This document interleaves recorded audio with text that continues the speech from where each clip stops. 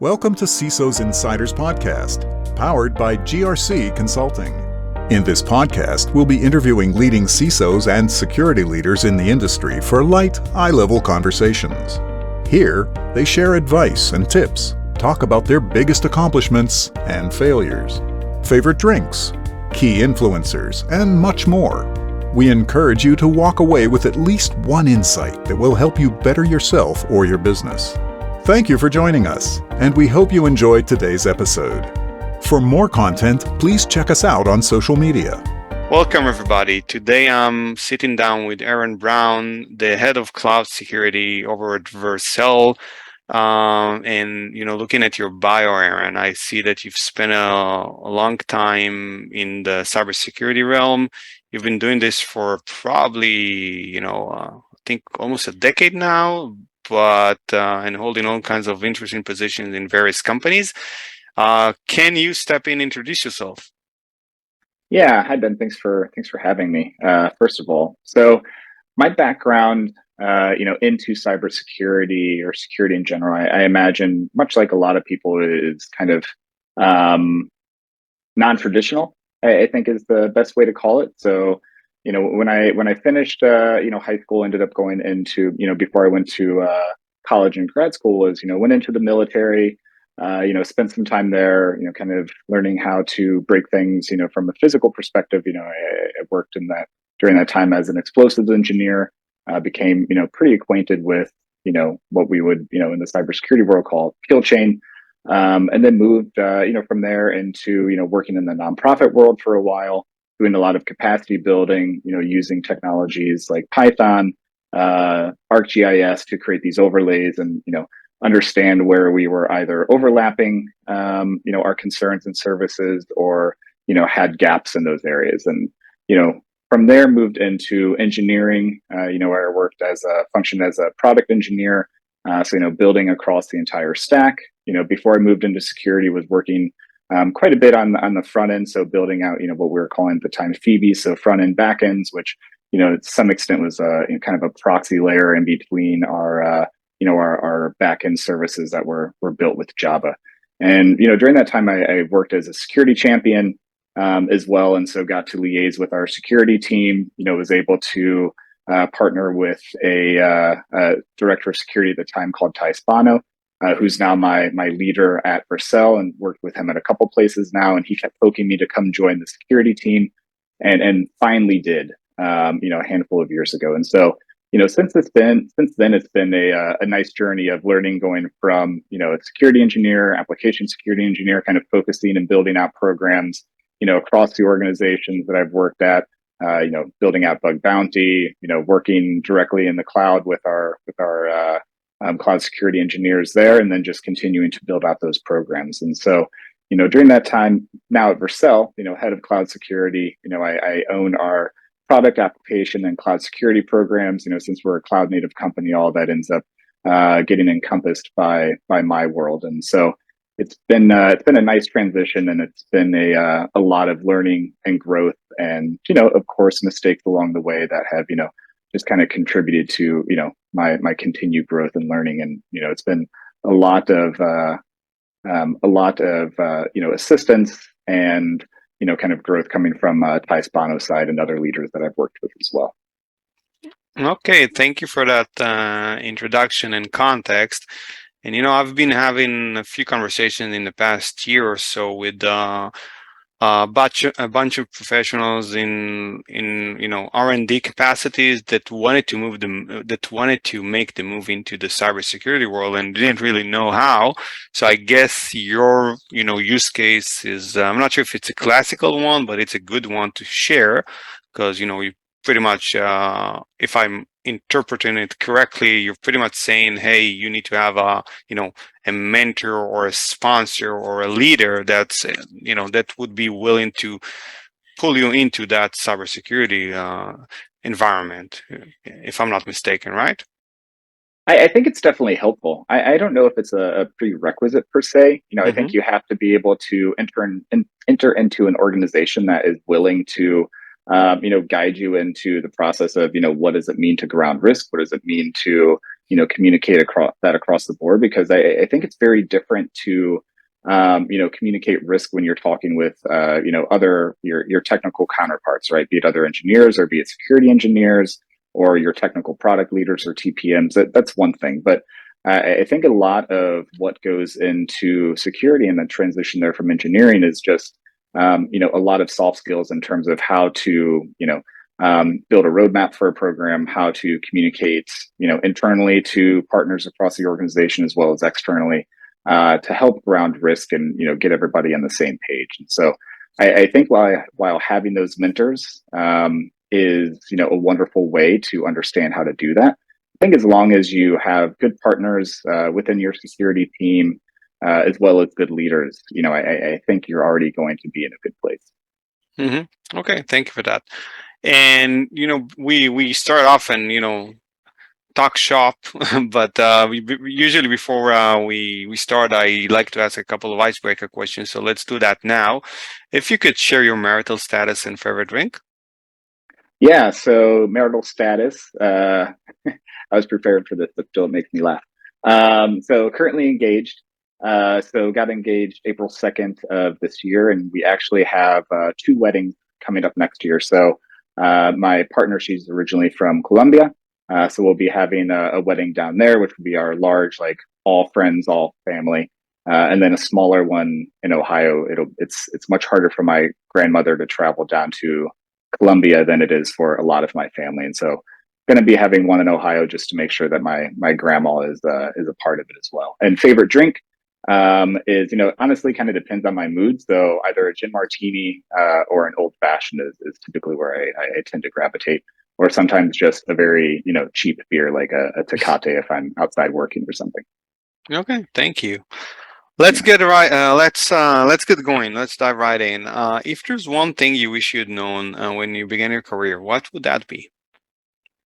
Yeah, I think one thing that I wish I'd known is the emotional toll that security takes on its practitioners.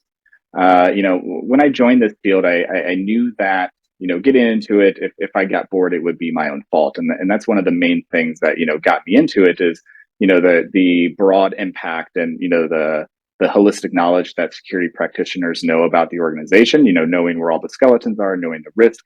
But I think it's also important to be told up front and understand the need and importance of being able to containerize and set boundaries as well. Contextual ones, of course, because you can't always just say no, I'm offline right now, right? Because if something is on fire, you're always going to need to be able to respond. But the day-to-day kind of toll that security can take on its practitioners and leaders. I think it's something that I wish I had a better idea of before I moved in. Okay, thank you. And I know you mentioned Ty Spano, and I recall that he provided a similar answer to this question, I think. Okay.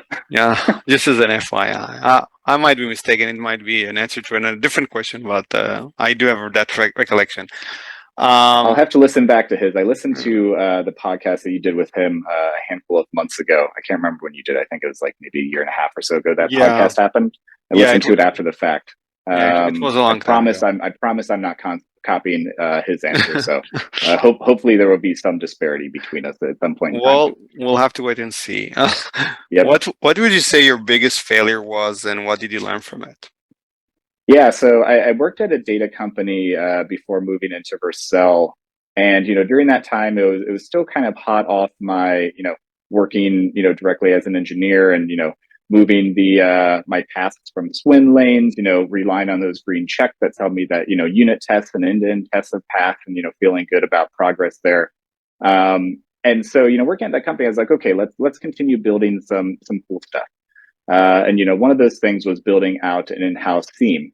Using kind of drinking our own champagne or dog fooding, kind of whatever you want to call it, as the abstracted layer to be able to provide those views. But then using S3 and Snowflake, as well as the technologies that we were tying in to pull in all this data. All that said, in terms of what we were building, I'd say the failure there was build versus buy, that constant tension. I wanted to build something that was cool. I wanted us to be able to showcase what we could do with our product and provide, a view into, what a security dashboard would look like with that product, and be able to exhibit that as, a partnership alongside Snowflake at the time. But, honestly, with everything, maintenance is one of those big things that you may not plan for upfront, even though, it's there. You're like, okay, let's get this built. And so, I would say over indexing on the want to continually build, opposed to really understanding the needs of the organization, while at the same time trying to, build a program, also build a tool that supported that program, is not always the best route to go. And so I think, again, like build versus buy tension, being able to introduce all these, the new maintenance requirements, that will of course require the need to hire very technical team members, opposed to focusing on the needs of the team and the organization overall. So I'd say that was, so far biggest failure from a security perspective is just not paying deference to, what we actually needed at an organizational level. Got it. Thank you. And what would you say your biggest accomplishment was then? Yeah. So maybe it sounds counterintuitive, but I'm going to go, after the failure, right? I think with any failure, you're going to have some learnings and some strengths that you take away from it, and hopefully some accomplishments as well. So, I think in that same vein, it was, I was able to work with, lovely practitioner, security practitioner at the time, who was coming from the SecOps world. Her name is Eleanor Pasternak. And so working with her to get this done allowed us to create what is now a pretty tremendous SecOps program there. We had all of the ingress channels that we needed. We had all of the schemas that we needed.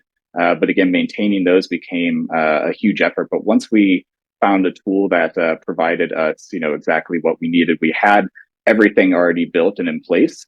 So that way it made it easy to continue to build out that program. But the partnership there, I think, was the real accomplishment, in that, I was able to help up level her technical skills in terms of how to write Python, how to build out, these Kubernetes clusters and get everything tossed in there, while also at the same time learning from her, what is SecOps, right? Because, security operations is going to mean a lot of different things to different people.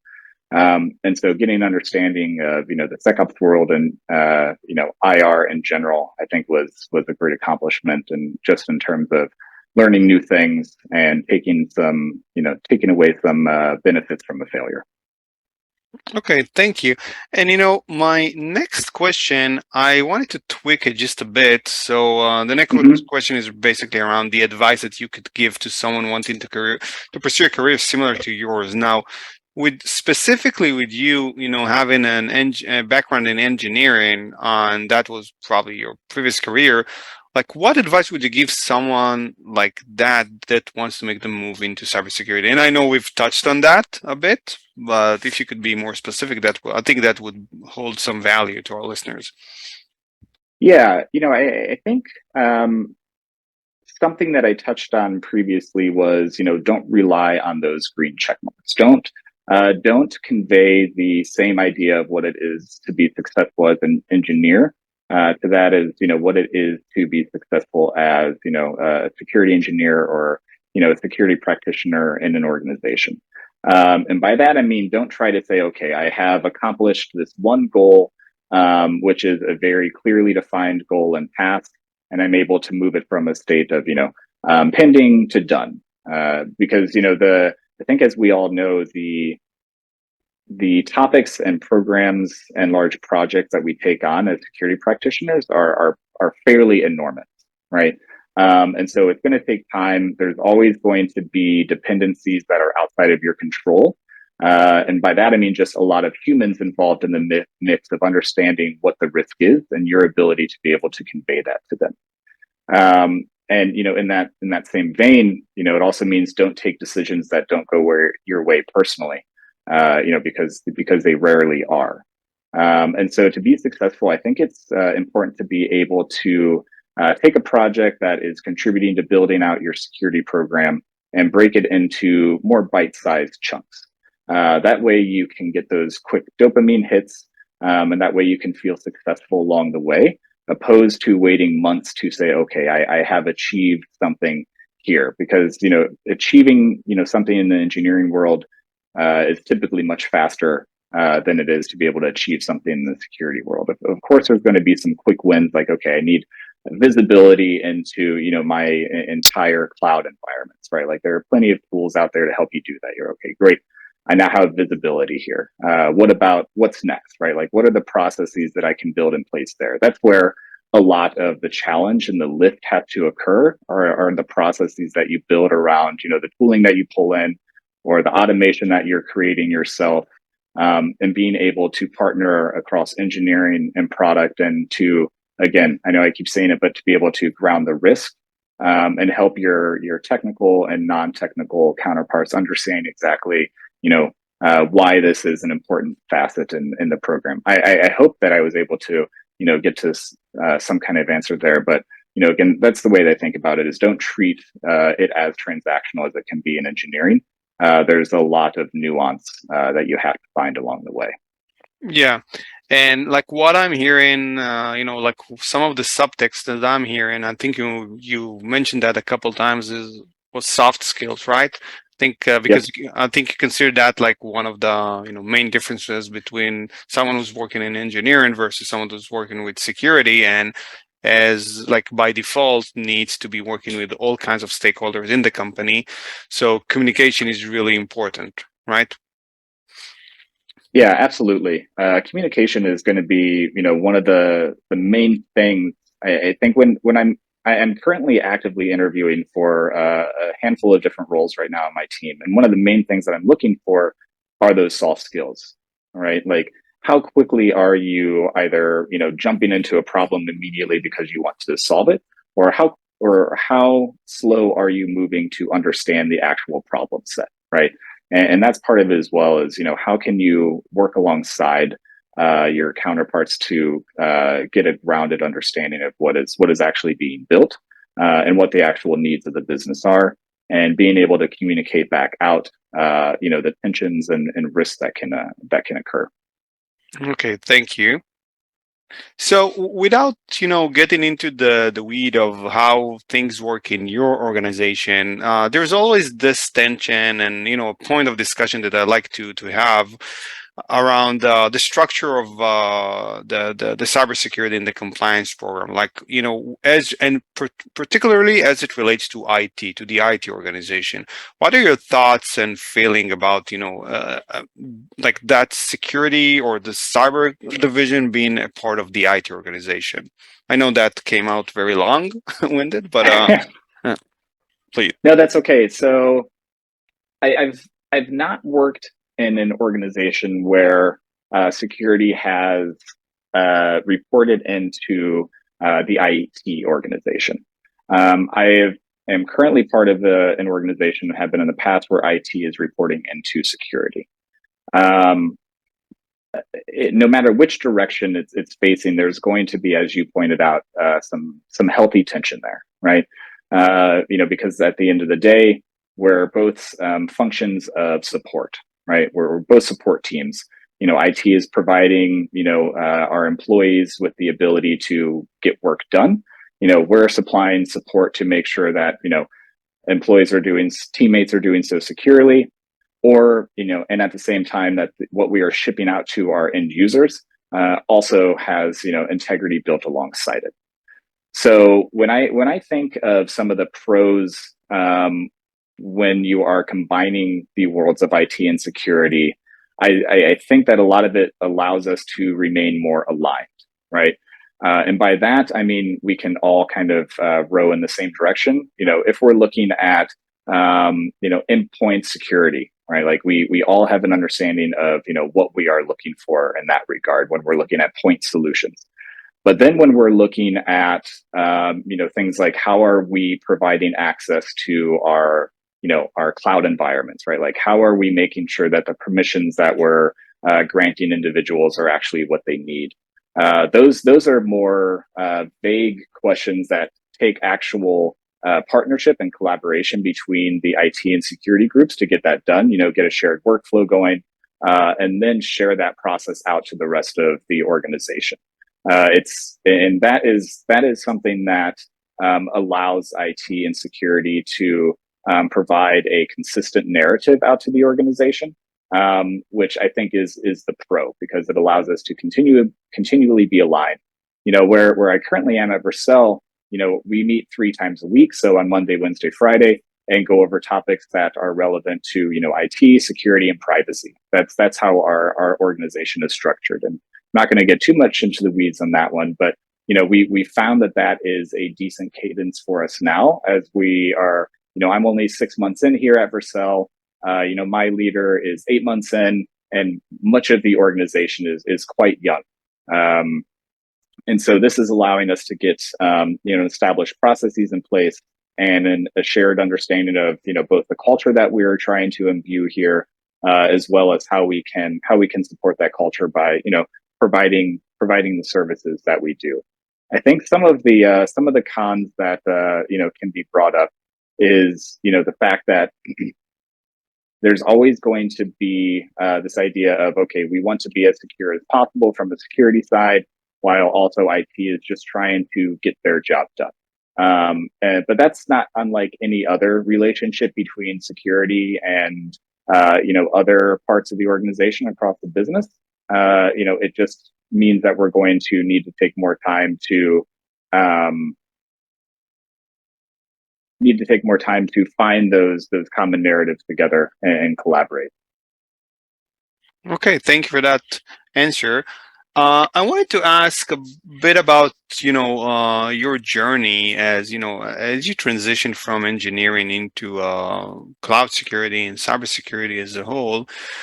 What would you say were the best resources that have helped you? Like I know you mentioned mentorship of your current leader, Ty, and probably there were other mentors and influential people along the way.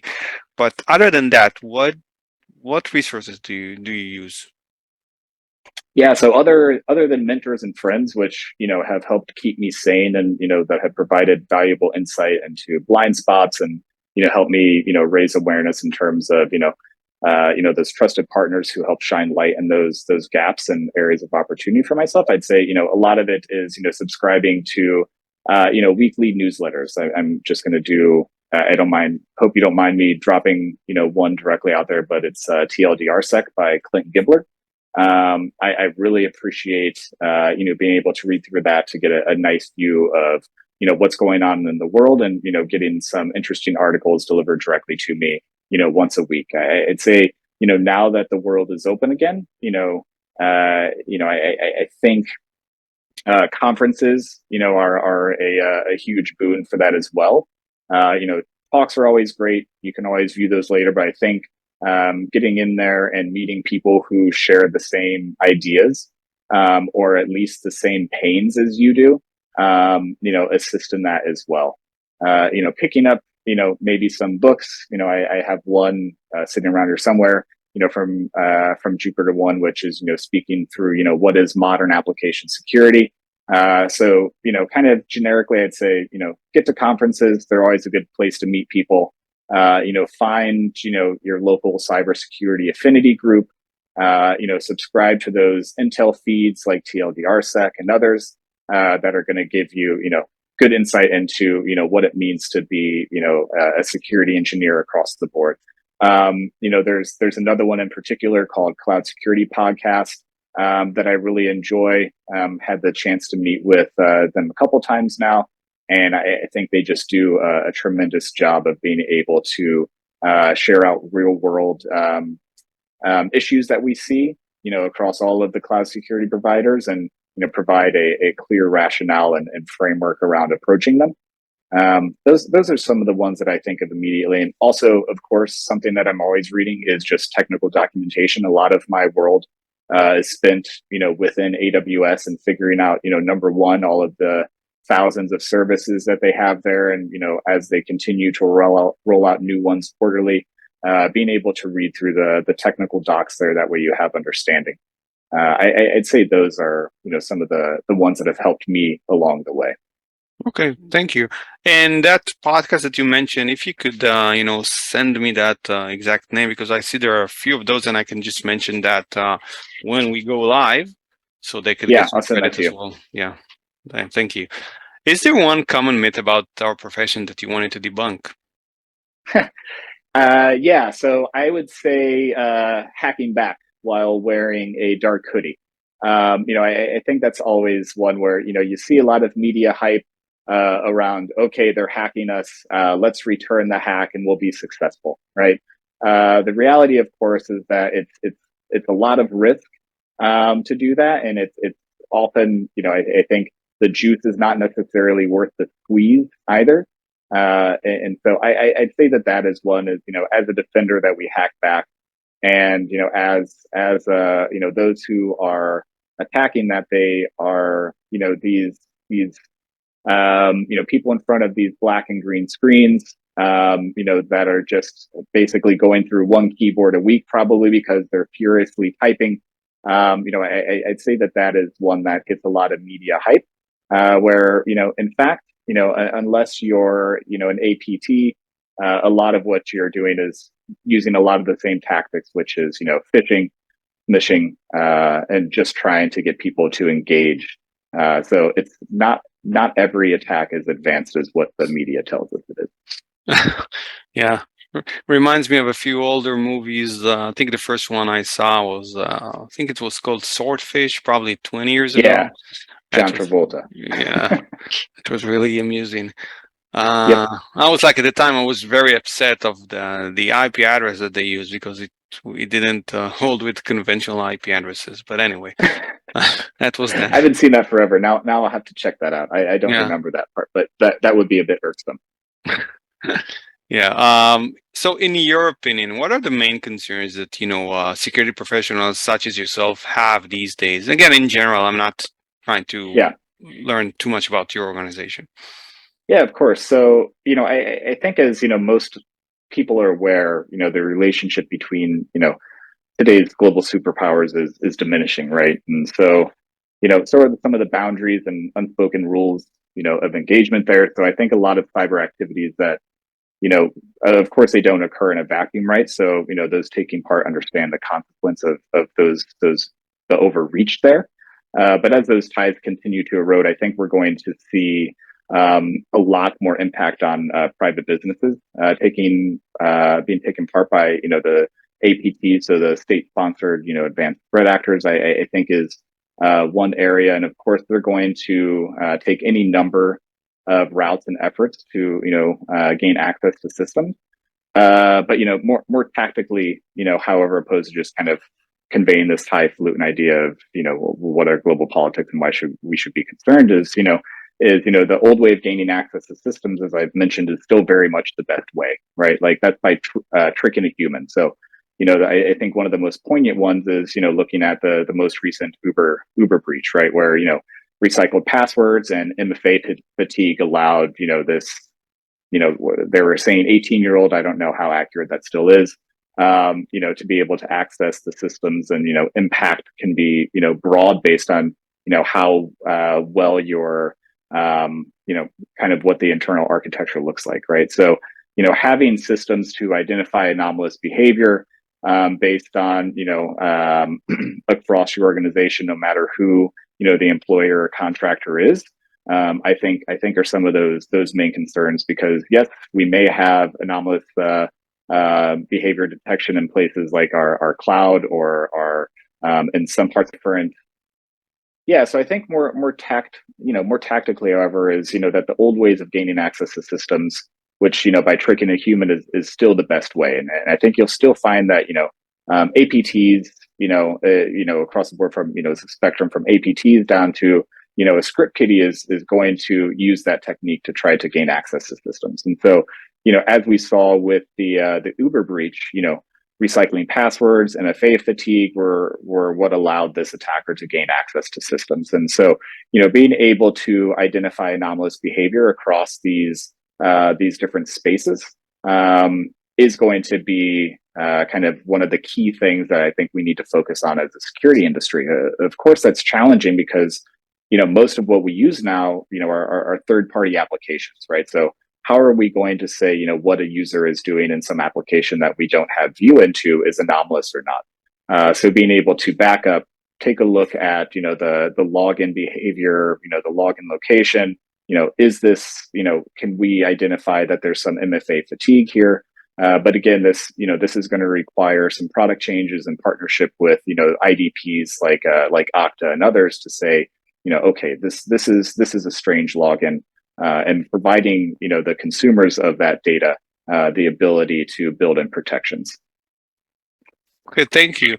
And my next questions would be more around the transition that we're seeing right now in the market in this space of and the specific roles actually of the chief information security officers and their subordinates. So as someone who's been reporting directly under a CISO for a while now, in your opinion, what are the most important skills that the CISO should have? Yeah, I'm going to start off with empathy. I'd say that is one of the primary, skill sets that I think anybody moving into the CISO role should have. Hone and refine soft skills. The ability to, explain the technical risk across the organization.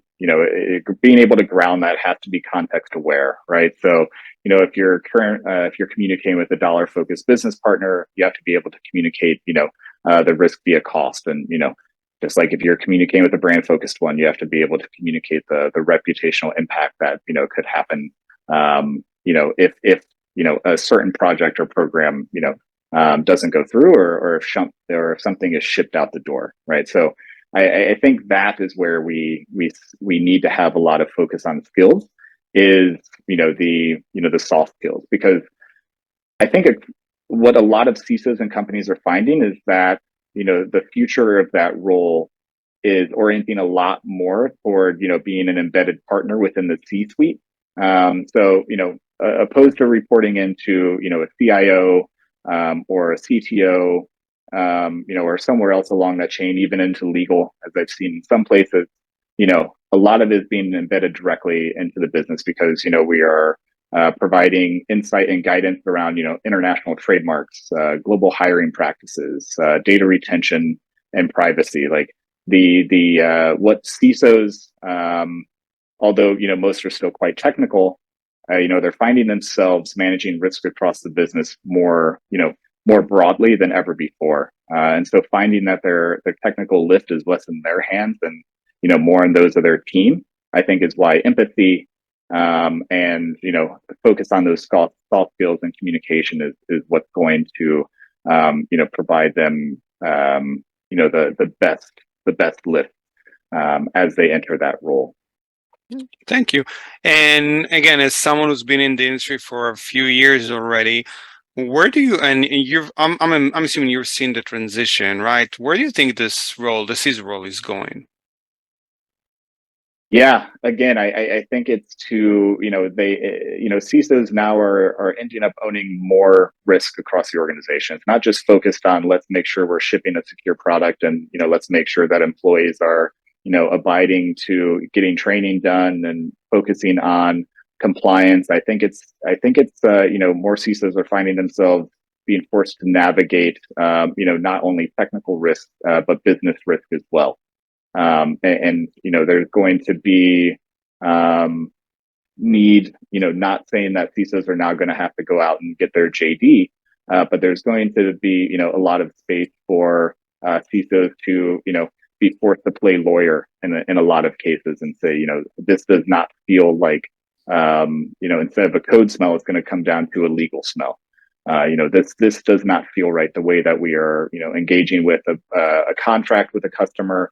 It seems that we have, oversold a capability here, right? So that's a clear example of a business risk in being able to, enable sales teams and sales engineering teams to communicate the actual capabilities of a product, the actual security of a product. I think is going to be top of mind for a lot of businesses as they're looking to hire, this kind of next generation of a CISO.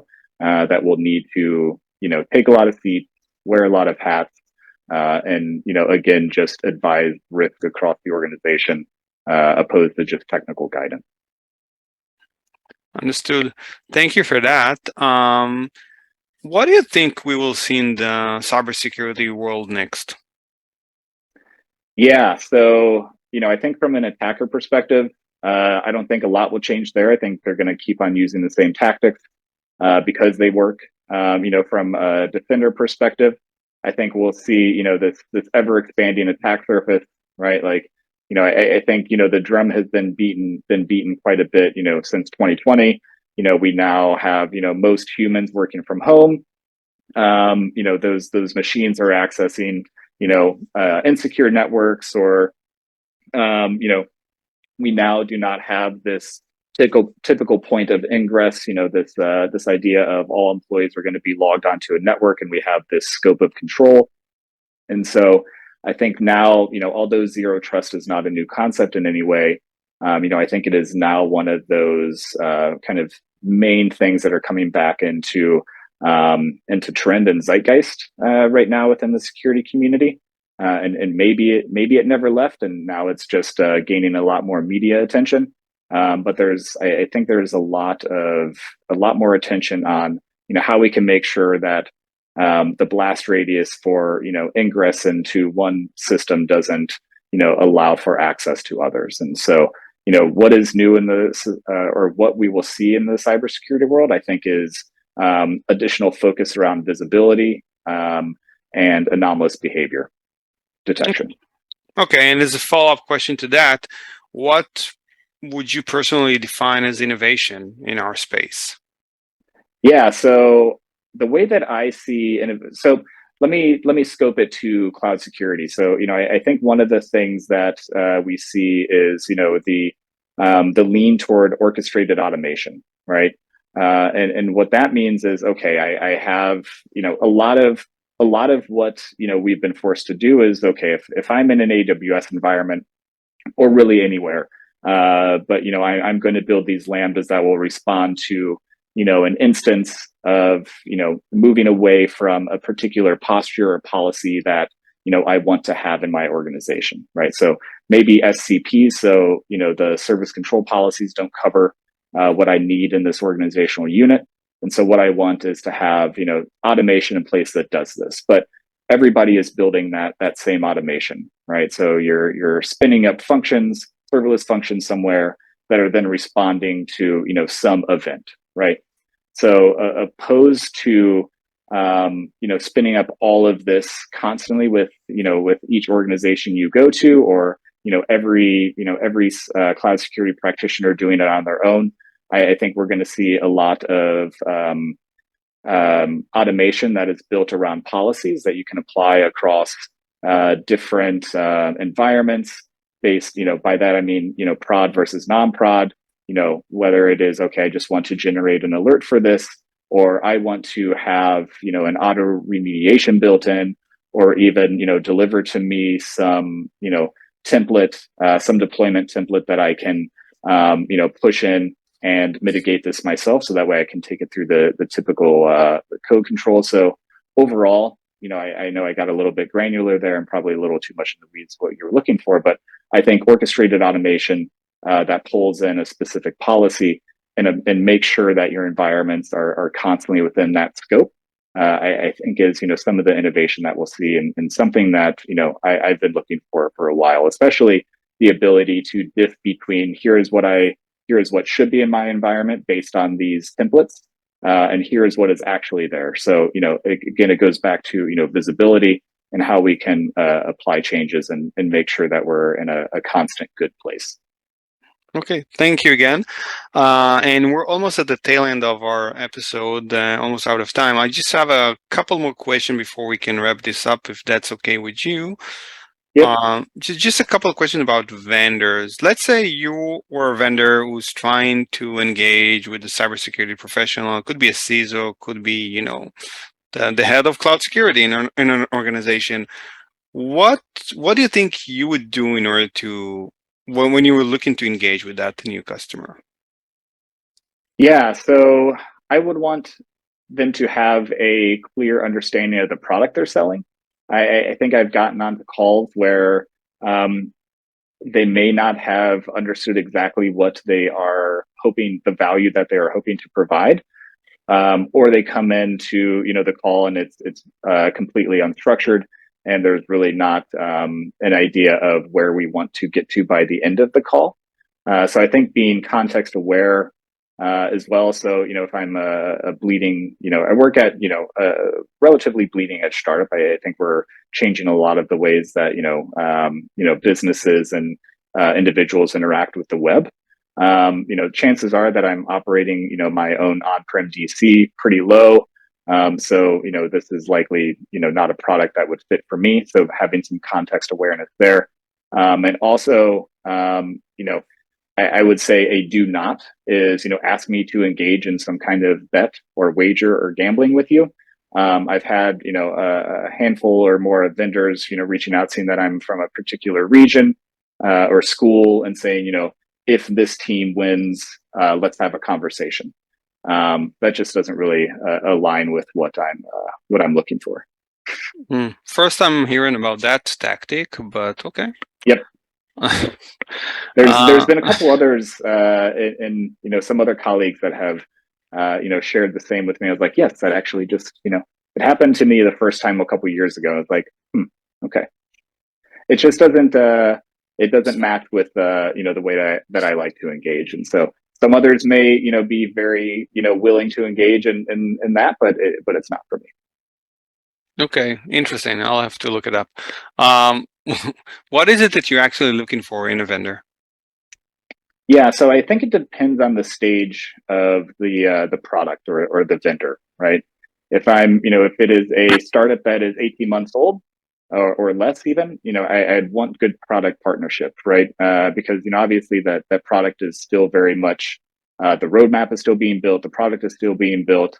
And so being able to provide, be a design partner in that, and being able to provide what the way that I see a product being shaped, as it applies to, either, cloud or application security, being able to provide feedback there and get good reception, I think is something that I'm looking for. If it's a later stage one, likely just good support and still, willingness to take in product suggestions, but not to the same degree. And I'd also say the acknowledgement that there's no silver bullet. Right, there's always going to be gaps in coverage of certain tools, and being able to say, okay, these are things that we cover.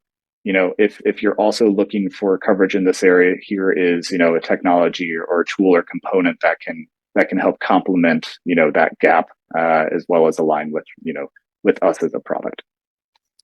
Okay, thank you.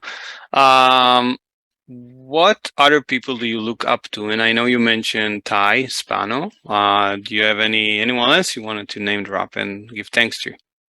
Yeah, I'd say Abhishek Rath. So he's a colleague of mine, who I've had the opportunity to work with for a few years. Not in my current place, but previous. And he always has a smile on his face. Even in the most difficult of times. I'd say I guess not always has a smile on his face. Sometimes he's coming to me to vent as well. But he's always going to be someone who has helped me stay sane. Who is empathetic and is able to kind of say, okay, yes, I can. We have this challenge in place. But let's pause and take a moment and basically his kind of mantra that he's always conveyed is, "Yo, bro, it's going to be okay," and that's verbatim. I am quoting him. Thank you. Where can people connect with you online? Yeah, LinkedIn is the easiest place for that. I'm fairly responsive and active there. Okay, good. Final question. If money was never an issue, what would you do with your life? Yeah, so, I would probably buy a remote cabin somewhere, as well as having a place, still here in San Francisco, and have a workshop. I grew up doing carpentry with my grandfather and father. I do like to be active with my hands and building. And so, I'd say carpentry and, just being able to kind of live quietly and opt into those noisy experiences and, going into, dense areas like San Francisco. Love it. Thank you. Thank you so much. And thank you again for taking the time today, Aaron. I know you have a busy schedule. Appreciate your time and appreciate your answers and experience sharing that you provided here. Thank you very much, Ben. I appreciate the time as well. Thank you.